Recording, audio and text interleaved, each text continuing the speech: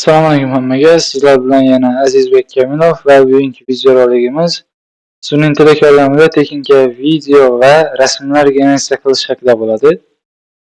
Ko'pchilik Telegram kanalimizda chatlarda shu AI yordamida, ya'ni sun'iy intellekt yordamida video qilishni va rasm generatsiya qilishni tekinga o'rgating deyishgan ekan. Xo'p, unda videorolikni boshladik. Buning uchun bizga xohlagan bitta brauzer kerak bo'ladi. Xo'p, brauzerda mana shu saytni ochib olamiz. Sayt linkini opisaniyada va zakreplanish kommentariyada qoldiraman. Saytga kelganimizdek avtomatik tarzda sразу bizni o'zimiz Google akkauntlarimiz yordamida ro'yxatdan o'tadi, chunki Google'ning o'zini sun'iy intellekt hisoblanadi. Men bir nechta videoroliklar tayyorlagandim. Misol uchun, hozir sizlar bilan birinchi rasm generatsiya qilib ko'ramiz va keyin video generatsiya qilib ham ko'ramiz. Buning uchun so'zlab proyekt tugmasiga bosamiz. So'zlab proyekt tugmasiga bosganimizdan keyin sizlar do'stlar, men bu pastda mana ChatGPTga o'xshagan prompt yozadigan joyi bor. O'shanda mana bu agent funksiyasi yonib turadi. O'shani o'chirishimiz kerak biz video va rasm generatsiya qilishimiz. O'chgandan keyin bu yerda video va rasmlar o'sha punktda bo'limi ochiladi. Hozir rasm generatsiya qilaman. Mana izobrajeniyani tanladim va ko'rib turganingizdek Nano Banana 2 Lite Pro versiyalari bor. Masalan, formatni va qanday formatda rasm generatsiya qilish kerakligini ham belgilashingiz mumkin. 16:9, 4:3, 1:1, 3:4 va 9:16.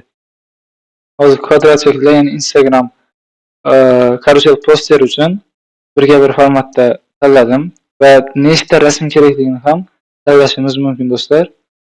Xo'p, hozir men bitta rasm generatsiya qildiraman.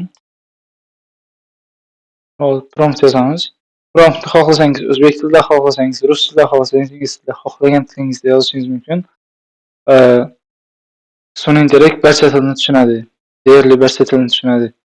Xo'p, hozir mana prompt yozamiz. Menga K va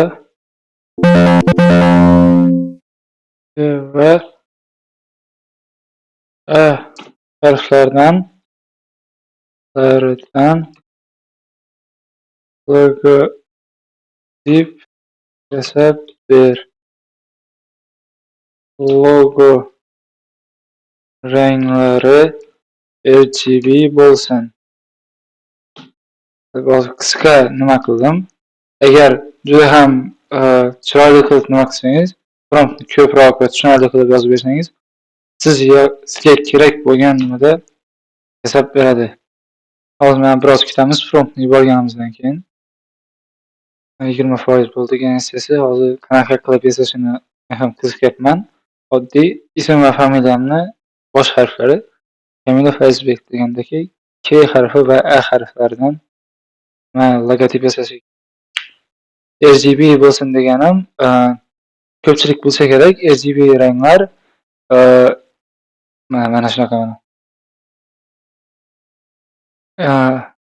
R degan red, G degan green, B harfi blue degan aylanadi, ya'ni 3 ta rangdan iborat bo'lgan logotip. Hozircha yomon emas, chunki nimada yasadi va men pastdagi KI Technologies degan so'zni o'chirib tashlashimiz mumkin. Bizga hozir mana bu kerak emas. Bitta rasm generatsiya qilib ko'rdik. Rasm generatsiyasi chiroyli chiqdi. Endi o'sha rasmni hozir yuklab olamiz. Skachat qilib olsak, 2K formatda skachat qilib olamiz hozir. Kachchasini tanlashimiz mumkin. Mana uch nuqtani bosib turib skachat va 4K bo'ladigan bo'lsa pulli bo'ladi bu. Pulli versiyasi chertamiz bizga. Xo'p, rasmni yuklab oldik mana. Endi bu rasmni animatsiya qildiramiz, ya'ni videorolikka aylantiramiz. Shuning uchun o'sha rasmni tanlashimiz uchun plus belgisini bosamiz va yasagan logotipdan mana добавить в запрос, ya'ni hozirgi jo'natmoqchi bo'lgan nimamizga qo'shish promptimiz uchun tanlaymiz. Bu yerga yuklanadi.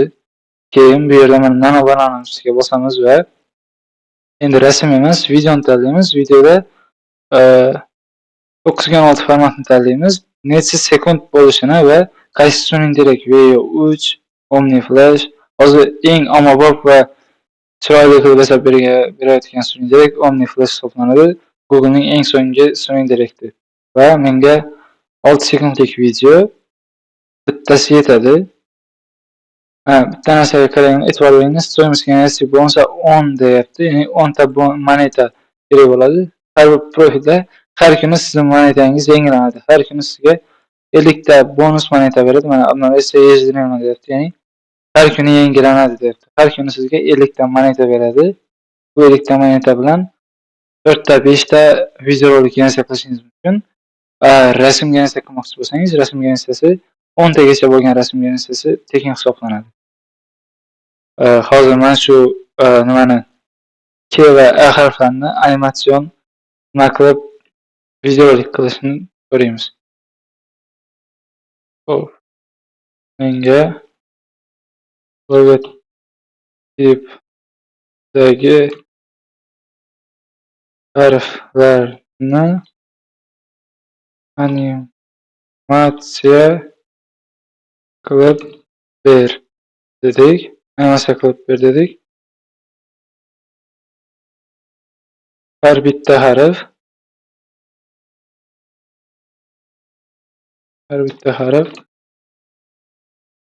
2 tomondan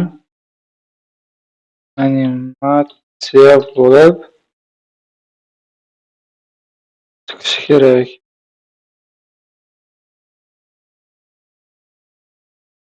Hozir o'zbekcha juda ham noqulay bo'lyapti do'stlar. Ko'p promptlarni ruscha, ingliz tilida yozganimga hozir o'zbekchada juda ham qiynalib. Hozir mana video generatsiyasiga ham zaпрос yubordik. Mana как ChatGPTga yuborgandek, oddiy ChatGPTdan qandaydir narsani so'ragandek so'raymiz, lekin bunda faqatgina shu sun'iy intellekt faqat rasm va video generatsiya qilishga mo'ljallangan. Yana bir aytib qo'yaman do'stlar, video ostida sayt ssilkasini qoldiraman. Bemalol kirib sinab ko'rishingiz mumkin bo'ladi. Xo'p, hozir biroz kutamiz. 30% dan oshdi mana.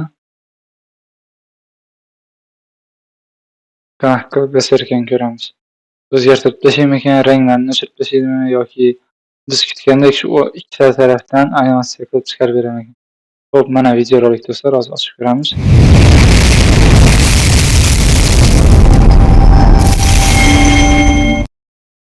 Olti sekundlik video. Logotipni o'zgartirmadi. Orqasidagi nimasiga ham mikrosxemaning orqa fonga mikrosxemaning chiplarini qo'ygani va hech bitta nimani detal ko'zdan qochirmagan holda yasab bergani zo'r. Mana shunaqa qilib videoni hozir sketch qilib olishni ko'rsataman. Xo'p, videoni mana bu yerda mana sketch tugmasini bosib turib yuklab olishimiz mumkin. Xo'p, mana do'stlar, shu nimada ko'rayotganingizdek video generatsiya qilib berdi. Xohlasangiz oddiy prompt yozib ham video generatsiya qilishingiz mumkin. Video yoqqaningizda bitta like bosib qo'ying. Kanal aktiv uchun bitta kanalga obuna bo'lib qo'yish ham esdan chiqmasin do'stlar. Izohlarda yana qanaqa yo'nalish bo'yicha qanaqa video sun'iy intellektni, IT sohasini, IT sohasida dasturlashga oid videolar chiqsinmi, o'sha haqida ham izohlarda o'z fikringizni yozib qoldirishingizni so'rayman do'stlar. Keyingi videolarda ko'rishguncha xayr, salomat bo'ling.